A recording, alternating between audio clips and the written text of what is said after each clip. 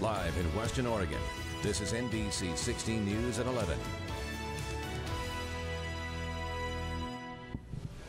More than 2,000 immigrants in U.S. custody are under quarantine for being exposed to a contagious disease.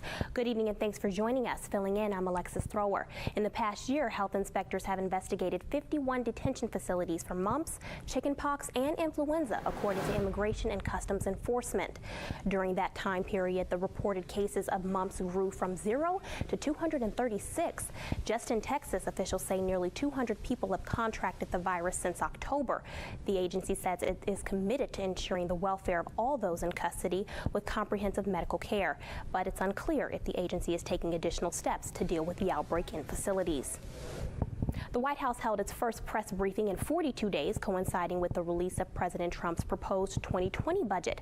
The $4.7 trillion proposal asks Congress to fund over $8 billion for a southern border wall, boost defense spending 5% to $750 billion, and foresees $1 trillion annual deficits through 2022. The White House maintains growth in Medicare benefits and programs will not be cut, but says savings will be realized with reforms that bring lower drug prices.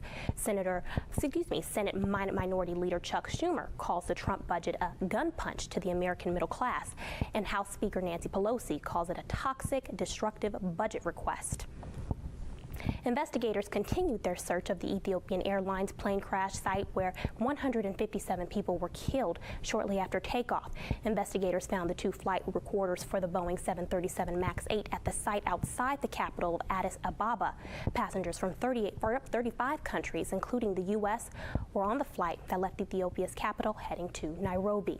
An eyewitness described the moment he saw the jetliner, saying the plane rotated 2 times in the air with smoke trailing from the back before it hit the ground and exploded. NBC's Sarah Harmon has more. The FAA and the NTSB are both on site now assisting with the investigation. And now that the plane's black boxes have been found, the real work begins. Piecing together the last minutes on board this plane to try and find out why a new Boeing flown by an experienced pilot crashed just a few minutes after takeoff. The data recorders will have both the pilot's communication prior to the accident, and they'll record all aspects of the aircraft's flight performance.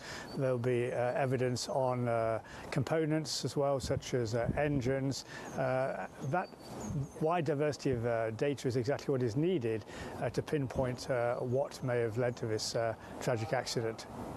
Tonight, we're also learning more about the victims. There were 157 people on board, among them 8 Americans and more than 32 Kenyans. Among them, a student at Georgetown University in Washington, D.C., a third-year law student, originally from Mombasa. His name was Cedric. Tonight, the university mourning his passing. The make and model of this plane, a Boeing 737 MAX 8, is coming in for scrutiny now. It's the same make and model as a plane involved in a previous crash in Indonesia less than 6 months ago. That disaster also killed everyone on board. Tonight, some countries choosing to suspend this plane temporarily rather than run any risks. Indonesia and China, as well as Ethiopian Airlines, have all said they'll temporarily ground the Boeing 737 MAX 8. Sarah Harmon, NBC News, Nairobi.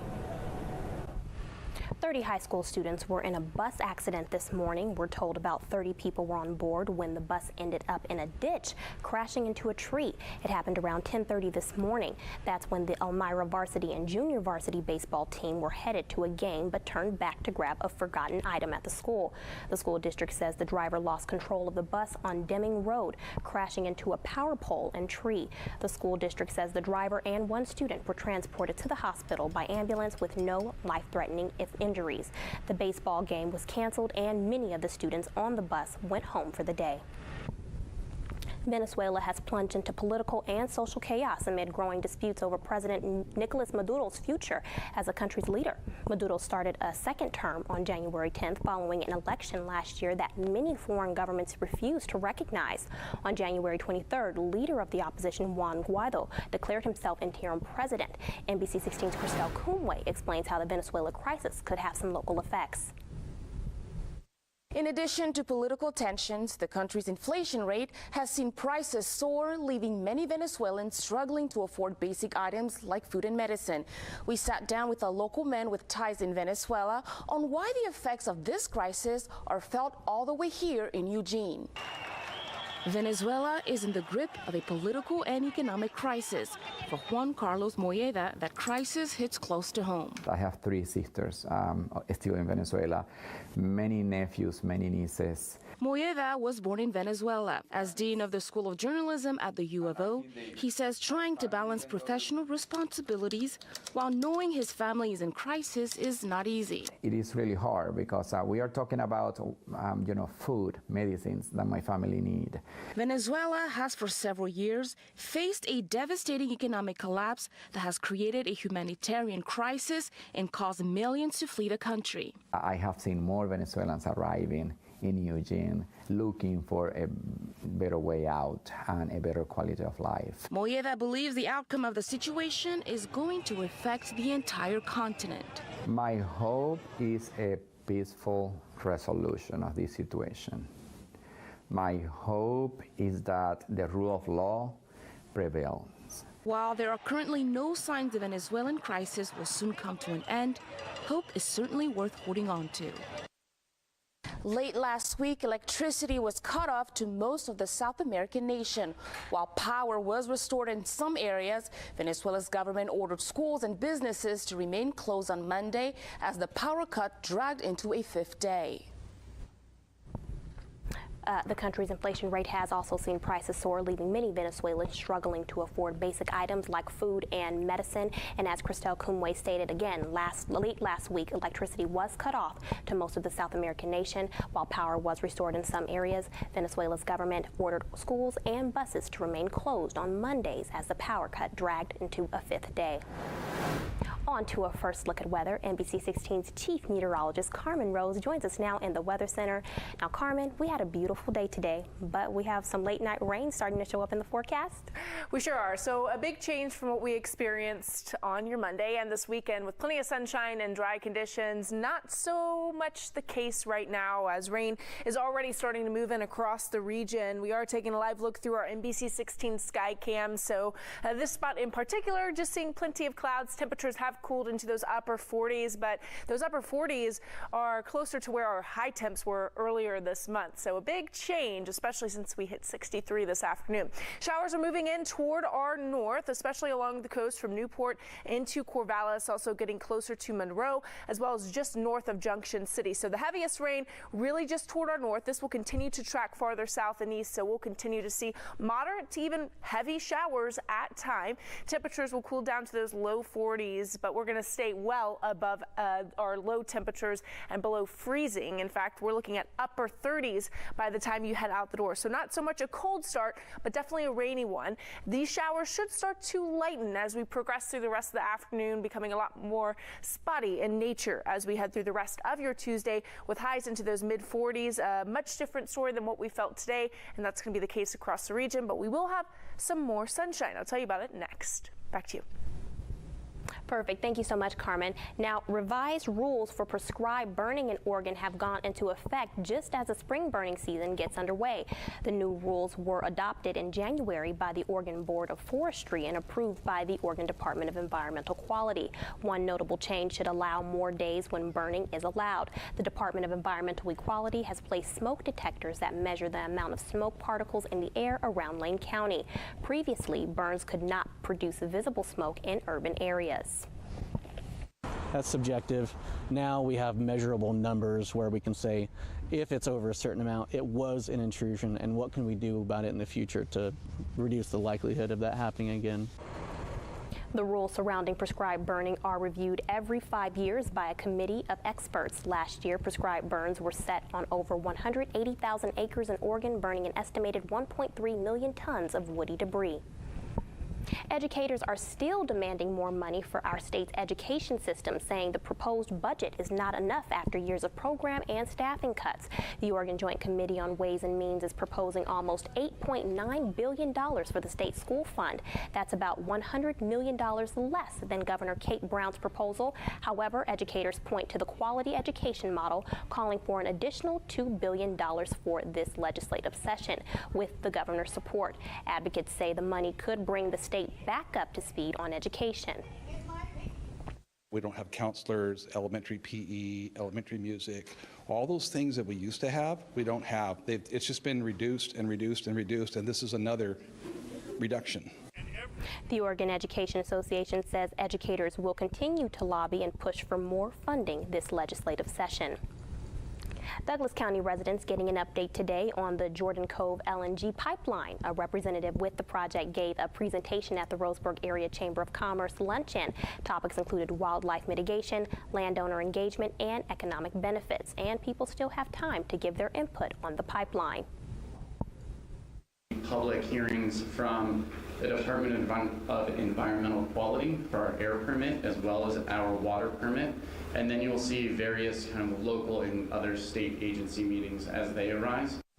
The 229-mile-long pipeline would run through Coos, Douglas, Jackson, and Klamath counties to deliver natural gas to Asia. That land includes private property and 500 waterways. The spring and summer travel season begins in a few weeks, and some places are expecting the busiest and most expensive travel season ever. So, travel experts are trying to give you some creative ways to save money this year. Details from NBC's Chris Clackham. Some vacation hotspots are expecting record crowds this year, beginning with spring break in just a few weeks. It's the perennial favorites from Florida to Mexico to Hawaii. That's why anyone planning a getaway should expect higher prices and might need to consider alternative ways to pay for it. So really what your best play is, if you want to head to those hot spots, this is the time when you redeem those loyalty points and you use them for some of those more luxurious properties. Travel experts also suggest less popular but more affordable, equally entertaining destinations like Louisville, Kentucky and Nashville, Tennessee. But keep an eye on the weather. In spring and summer, you have thunderstorms that pop up. Give yourself a little bit more of a layover, even if it means that you're spending more time. And make sure you're booking with the right credit card, one that offers travel protection. Really make sure that travelers are being wise about how you book and making sure that you have some sort of insurance against delays. Which also helps ensure for a better vacation this year. Chris Clackham, NBC News. Coming up next on NBC 16, from Roseburg to Vancouver, Washington, the latest details in the officer-involved shootings. Plus, increased security is at an all-time high with no end in sight at Peace Health Riverbend after 2 gun-related incidents occurred last week. Tomorrow on NBC 16 Today. Wake up with us 5 to 7. News at 11. One man is dead after a shootout with police, and now the Douglas County Major Crimes Team needs your help in identifying who he is. According to police, the man in these photos is believed to be the suspect involved with a stolen vehicle that led to the shooting with police over the weekend in Roseburg. If you recognize the man in these surveillance photos, call the Major Crimes Tip line and at the number on your screen. New tonight, we're hearing about a deadly police shooting in Vancouver and the names of the officers involved. Detective Dennis Delvin and Detective Colton Price. Police say the officers pulled over Carlos Hunter last Thursday in connection with a drug investigation. The officers opened fire after Hunter allegedly pulled a gun. His family is denying he had any gang ties, as police claim. The officers are now on paid leave. Long lines and increased security continue at Sacred Heart Medical Center at Riverbend's Springfield and University locations with no end in sight. The increased security began last Thursday after the hospital went into lockdown following 2 unrelated incidents with firearms. Today, security is still high. In a Facebook post this afternoon, the hospital announced it's seeing lines of over 10 minutes to get into some entrances. That's because they're limiting the number of entrances using metal detectors, wands, banning carrying weapons of all kinds and doing visual screenings of bags. In a conversation with NBC 16 this evening, a spokesperson confirmed these measures were occurring and said they're looking to continue the bolstered security until they can develop new safety practices for the hospital. They said it's still too early to know when that will be. Turning to weather now. NBC 16's Chief Meteorologist Carmen Rose is standing by for a look at what's coming up in your full forecast. Hey, Carmen. Hey, Alexis, we have some big changes coming tomorrow, especially considering what our weather was like today. I'll have those details in just 2 minutes. It's the Les Schwab Spring Tire Sale. Save up to Chief Meteorologist Carmen Rose. Good evening. We are tracking showers move through the region right now. These are going to be moderate to even heavy at times as a cold front starts to pass through Oregon. Temperatures currently are very mild. Upper 40s for Eugene, Corvallis, as well as Cottage Grove. Roseburg sitting at 50 degrees and upper 40s along the coast. So what a difference compared to even this weekend. We have a high surf advisory, which will go into effect early tomorrow morning until tomorrow night as the system passes through. So we're expecting breakers peaking over 20 feet immediately off the south central Oregon coast. We also have winter weather advisories for everything highlighted in purple. This includes the passes as well as some higher elevations into Douglas and Jackson counties. This is because we do expect quite a bit of snowfall, several inches late tonight until early tomorrow morning. So may lead to a little bit of difficulty traveling if you are heading over the passes or toward or south over those higher elevations. Heavier rain moving now over Salem as well as Corvallis, getting closer to Monroe and also into Junction City. This will continue to track farther south and east, bringing more of that rain to Eugene and then also into Roseburg overnight. Now our next weather maker is this cold front that's starting to move through. Once this moves onshore, it's going to increase our wind as well as pick up some of that rain. This low will eventually pass through as well. So this is what's bringing all the rain across the region. Behind it, we have this very cold air and dry air at that. So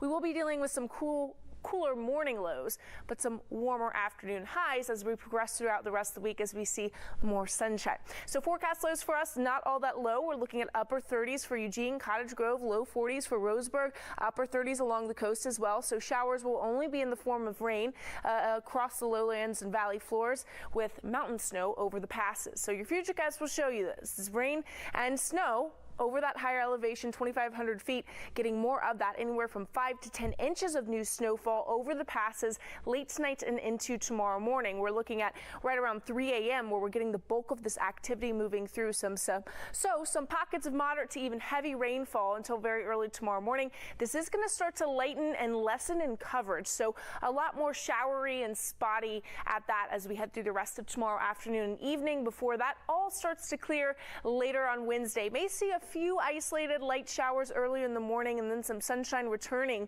as we head late into Wednesday, and that will be the case through the rest of the work week. Your Tuesday forecast, mid-40s, upper 40s for Coos Bay as well as Roseburg, so about a 20-degree drop from what we saw today. Eugene was at 63, Roseburg 65. It's been quite a bit since we've seen those 60s, but the good news is we may see some by the end of the week as well, making it through the rain tonight and into tomorrow morning. Then we'll see some more sunshine late Wednesday, continuing until Thursday and Friday, where temperatures will be flirting with 60 degrees. And this weekend for St. Patrick's, looking fantastic. We will slowly start to warm up with these afternoons becoming above average. Now the coast, heavy rain, we're looking at maybe half an inch tonight and tomorrow morning, another quarter throughout the rest of the day tomorrow, and then more sunshine Wednesday through the rest of the work week through this coming weekend. That's going to be the same case for Roseburg as well. So have to get through tonight and tomorrow with those changes with the rain and cooler temps, and then sunny weather in the forecast for the rest of the week. Right. I've said it before and I'll say it again. I really don't like the rain, but I only have Tuesday to get over, and then it's going to be fabulous. Yeah, you'll love it. Yes. Well, what shall I be doing then? Yeah, outside, great ideas for that. Hiking, anything? Right. Yeah. Well, we will see. Well, thank you so much, Carmen. And, well, we're talking about sports now. Things didn't go according to plan for Oregon and Oregon State women in the Pac-12 tournament, but now it's time for the men to see what they've got. What's their game plan? That and more next in sports. There's no better two than two buddy cops, right, man? Sports Desk is brought to you by Three Rivers Casino Resort. The stakes were high in Las Vegas for the women's Pac-12 tournament. Despite going all in and giving it their best efforts, both Oregon and Oregon State head home without a conference title. So where do they go from here? Brandon Cameraman joins us from Las Vegas with those details. Brandon. Right now, it's simply wait and see for Oregon and Oregon State. After a disappointing tournament performance for both teams, the Beavers losing in an upset to Washington in the quarterfinals, and Oregon losing in the championship game to Stanford, neither team knows what seed it will be or where it will be placed in the NCAA tournament bracket. Oregon State is hoping it did enough this season to get a top 16 overall seed. That would mean the Beavers hosting the first 2 rounds of the playoffs. Oregon is hoping it did enough to earn a spot in the Portland Regional, but a loss to Stanford put those hopes in doubt. Obviously, we hope that we're going to be in the Portland region, and we believe in it. It would help a lot. I mean, it's like a home game for us, but I don't know. Like, we believe in it. I'll leave that up to, you know, whomever. Listen, we've earned what we've gotten, and you know, you always want to win the tournament championship, but to me the real championship is the 2-month grind. I'm sorry, that the regular season championship, having to go 9 games on the road over 2 months, battling injuries, you know, that everybody has to, and that should count for something. The NCAA Tournament Selection Committee reveals its bracket next Monday, so again, wait and see for UO and OSU. In the meantime, both teams will get back to practice, hoping to avoid the pitfalls they encountered here in Las Vegas. At the MGM Grand Garden Arena, Brandon Cameraman, back to you. Thank you, Brandon. Well, now it's the men's turn. The Ducks leave for Vegas tomorrow in preparation for Wednesday's matchup with Washington State. Oregon faced this Cougs team 5 days ago, beating them 72-61. They say it was their defensive efforts that made the difference in that matchup, and they'll need that again this coming week. I see them on the perimeter, hands out, trying to rip people. You know, it just brings a lot of energy to the team. And when we're locking up and executing, we feel like anything can go right. Tip-off on Wednesday is set for 8:30 p.m. It's day 2 of spring football practices, where the focus is still getting those new Ducks acclimated to the program and caught up with the rest of the flock. Oregon has 6 early enrollees, and all half a dozen of them have been participating in practice. Offensive coordinator Marcus Arroyo says it's important not to put too much on the newcomers' plates, especially when trying to build a foundation. We've done a good job in past years, and now moving forward to now is making sure that they can comprehend enough so we get an eval on guys early, let alone get some staff guys caught up and really work on core stuff early, you know, and really teach guys how to practice. The Ducks will hold their 3rd of 15 spring practices on Wednesday. That's it for sports. Back to you. Coming up next on NBC 16 News at 11, samples of the moon will soon be tested. We'll tell you more after the break. At umbrellaproperties.com, you can find your kind of home. After sitting untouched in storage for nearly 50 years, the lunar samples collected during the final 3 Apollo missions are going to be studied. NASA says the samples from Apollo 15, 16, and 17 have never been exposed to Earth's atmosphere. One is from the moon's core, and it was delivered to Earth in a vacuum-sealed drive tube in 1972. And the other samples have been kept frozen or stored in helium. NASA says this research can prepare them for the next exploration of the moon and beyond. Oh my goodness, that's cool. Yeah, it's amazing that they're able to keep that and then have it be untouched and be completely fine. I wonder what it feels like after all that time. Yeah, I'm curious. I don't know. Well, thanks for watching NBC 16 at 11. The Tonight Show starring Jimmy Fallon is next.